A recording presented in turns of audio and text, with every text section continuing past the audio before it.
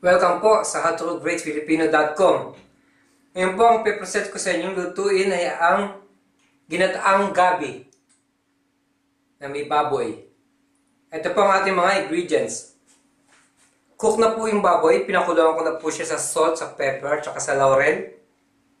Tapos meron po tayo rito ang dahon ng gabi. Fresh. Gagamit din po tayo ng coconut milk, ginger, garlic, bay leaves, onion, whole black peppercorn, chopped red chili, coconut vinegar, fish sauce. At gagamit din po tayo ng cooking oil at konting water sa lutuin ito. Tara na po magluto. Okay po, umpisahan na natin ang pagluluto ng ating ginataang dahon ng gabi. Mainit na po yung ating wok, may mantika na rin po. First step, iunahin po natin yung cook na baboy. Pero careful lang po dahil titilamsik yung mantika.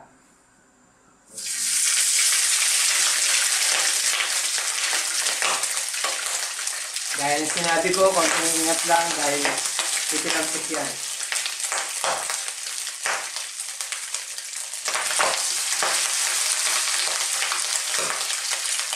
Medyo papupulayin lang po natin ng konti yung baboy. Once na mapula na siya, i-add na natin ang ating bawang, sibuyas, at ang garlic. Ay, ang luya pala.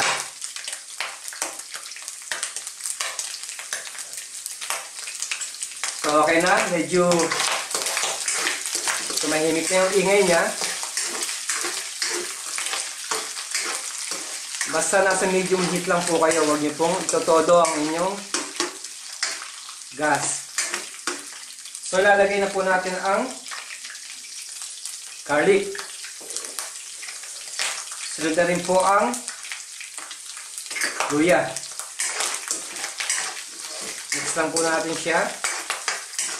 Make sure na hindi nyo po susunugin yung luya nyo at saka yung bawang dahil pag naging maitim siya, naging black siya, tapos lalagyan nyo ng coconut milk, hindi po magandang tignan at ang lasa.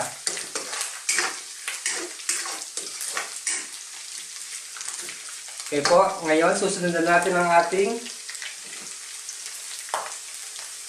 onion. Depende po sa inyo kung meron po kayong white onion, wala pong problema.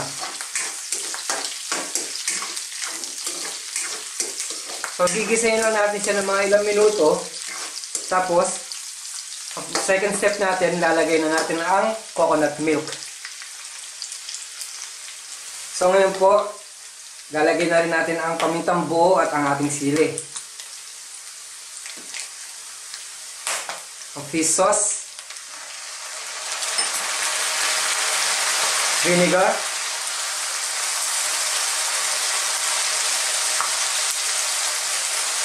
coconut milk,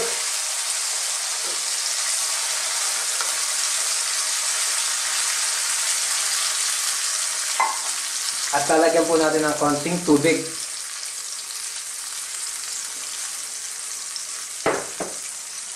So, i-cover lang po natin siya ng mga ilang minuto.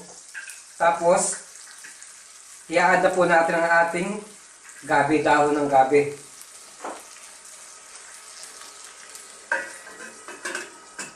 Okay po, tignan na natin. Ayan, umaamoy na po yung gata, yung vinegar, coconut milk. So, ang last stage natin, lalagay natin ang laurel at ang dahon ng gabi.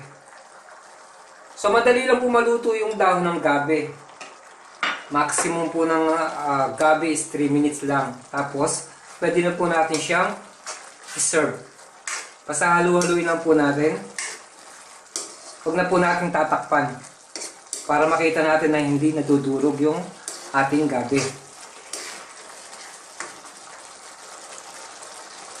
So, for about 3 minutes, isaserve ko na po ito sa table. Okay po, ito na ang ating ginataang dahon ng gabi na may kasamang baboy.